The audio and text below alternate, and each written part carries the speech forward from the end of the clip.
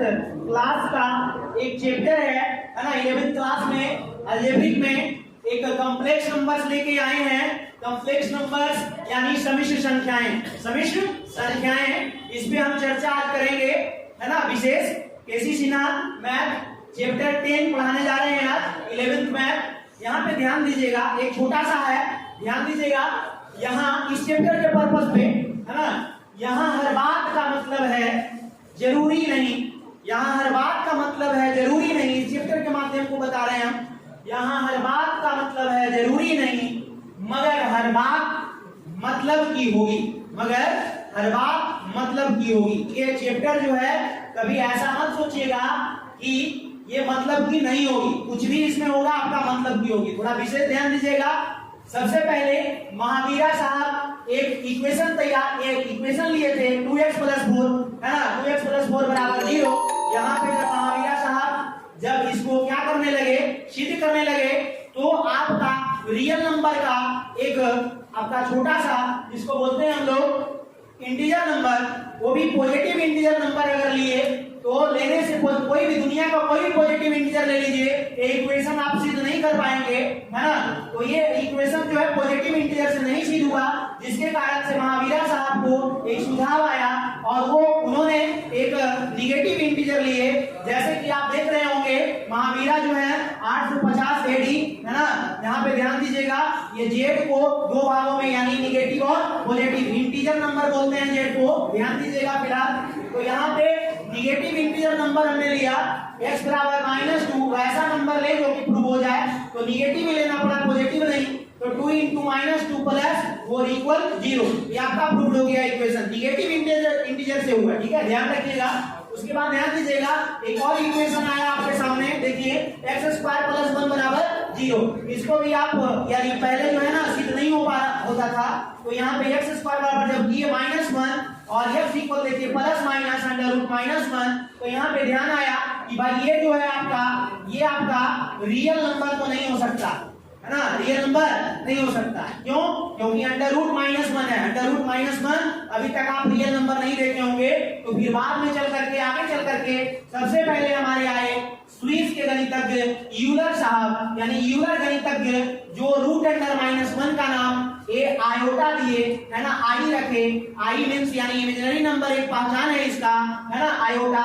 ये Greek word है, ये ग्रीक वर्ड आयोटा जो है, ये आई जो है, ये ग्रीक वर्ड यानी 9th लेटर है, ग्रीक वर्ड में भी 9th लेटर है ये आयोटा, ठीक है, ध्यान दीजिएगा। आगे फिर हम चलते हैं कि भाई ये समिश्र संख्या होता क्या, समिश्र संख्या होता क्या। तो ध्यान दीजिएगा, समिश्र संख्या को हम लोग क्या सूचित करेंगे, जेड से, और इसको इस प्रकार से लिखेंगे a + i × b और z = x + i × y, है ना। तो कहने का अर्थ है, यहाँ पे ध्यान दीजिएगा, एक जिसमें i लगा हुआ रहेगा, जो i का गुणांक रहेगा, उसको हम समझेंगे कि i का जो गुणांक है वो इमेजिनरी नंबर है, और जो आपका एलोन है, अकेला है, वो नंबर आपका क्या है, वो लेटर आपका क्या दिख रहा है, रियल नंबर है। क्या है? रियल नंबर है। तो अगर आपसे कोई पूछेगा कि समिश्र संख्या किसे कहते हैं, यानी कॉम्प्लेक्स नंबर क्या है, तो आप बताइएगा कॉम्प्लेक्स नंबर वैसा नंबर है जिसे हम a + i × b या x + i × y के रूप में लिख सकते हैं, ठीक है ना। उसे हम क्या कहते हैं, कॉम्प्लेक्स नंबर। यहाँ पे ध्यान दीजिएगा, ये x जो दिख रहा है ये रियल पार्ट है। कौन सा पार्ट है? रियल पार्ट है, यानी रियल पार्ट इसको बोलते हैं। कौन सा पार्ट बोलते हैं? Real part. रियल पार्ट का मतलब होता है वास्तविक भाग, वास्तविक भाग, जी ध्यान दीजिएगा, वास्तविक भाग होता है, ठीक है ना, वास्तविक भाग, ये रियल पार्ट है। इसको हम शॉर्टकट में लिखते हैं रीजेड बराबर x, रीजेड बराबर x, और y जो देख रहे हैं ये इमेजिनरी पार्ट है ना, इमेजिनरी पार्ट है, इमेजिनरी पार्ट है, इसको बोलते हैं इमेजिनरी पार्ट। इमेजिनरी पार्ट का मतलब होता है अवास्तविक भाग, अवास्तविक भाग, अवास्तविक भाग, अवास्तविक भाग बोलते हैं इसको, ठीक है, अवास्तविक भाग बोलते हैं। ध्यान से समझिएगा इसको हम लोग बोलते हैं शॉर्टकट में इमेजिनरी जेड बराबर हम लोग लिख सकते हैं y। क्या लिख सकते हैं? y। उसके ऊपर में देख लीजिएगा, अगर री जेड अगर ऊपर वाला को लिखे हम यहाँ पे तो ये होगा, और इमेजिनरी जेड लिखें तो क्या होगा बाबू? इमेजिनरी जेड लिखे हैं ऊपर वाला का, तो क्या होगा, बी होगा। यहाँ पे आप जैसे कि एक एग्जांपल हम ले लेते हैं, जैसे अगर लिखा हुआ रहेगा 2 है ना, 2 माइनस 3 आयोटा, या आयोटा 3 लिखा हुआ रहेगा, उससे कोई दिक्कत नहीं है ना, 2 माइनस 3 आयोटा, तो आप समझिएगा कि ये एक कॉम्प्लेक्स नंबर है। तो कॉम्प्लेक्स नंबर में रीजेड, जो आपका रीजेड है आपका, वो आपका क्या है, 2 है, और यहाँ पे इमेजिनरी जेड जो है आपका क्या है, इमेजिनरी जेड है आपका वो -3 है। तो आप समझ गए होंगे कि भाई कॉम्प्लेक्स नंबर क्या है और कॉम्प्लेक्स नंबर की शुरुआत कहां से क्या हुआ, है ना। तो हमें विश्वास है कि आप लोग जरूर समझे होंगे। तो नेक्स्ट वीडियो में और भी हम इसका चर्चा करेंगे। आज इस वीडियो को यहीं तक समाप्त करते हैं। धन्यवाद। देख रहे हैं आप, इसके बाद देखिएगा ये आयोटा, इसको हम लोग क्या बोलते हैं, आयोटा बोलते हैं, आयोटा, ठीक है ना। ये आयोटा नाम है इसका, हिंदी में देखिए लिख देते हैं, आयोटा बोलते हैं इसको, ठीक है, आयोटा बोलते हैं इमेजिनरी नंबर को, है ना। जहां ये रहेगा आई, समझ लीजिएगा ये इमेजिनरी है, क्या है, इमेजिनरी है, इसका नाम है आयोटा। क्या नाम है, आयोटा।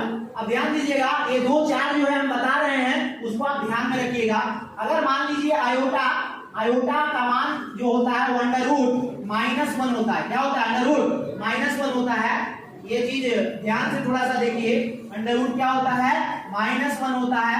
इससे पहले हम बता दिए कैसे क्या हुआ नहीं हुआ, कौन दिए नहीं दिए, सब चीज हम बता चुके हैं, है ना। आयोटा का मान √1। अगर आयोटा स्क्वायर कर दिया जाए तो √1 के होल स्क्वायर। कितना लोग गलती करते हैं, देखिएगा क्या गलती करते हैं आप लोग, है ना। गलती क्या करते हैं, स्क्वायर हटा तो रूट हटा, लेकिन माइनस को भी हटा देते हैं, माइनस नहीं हटेगा, इसका मान हो जाएगा -1 स्क्वायर हटा तो रूट हटा, ठीक है, ये ध्यान रखिएगा। -1 रहेगा, आई स्क्वायर बराबर अगर कोई पूछेगा तो -1 बताइएगा।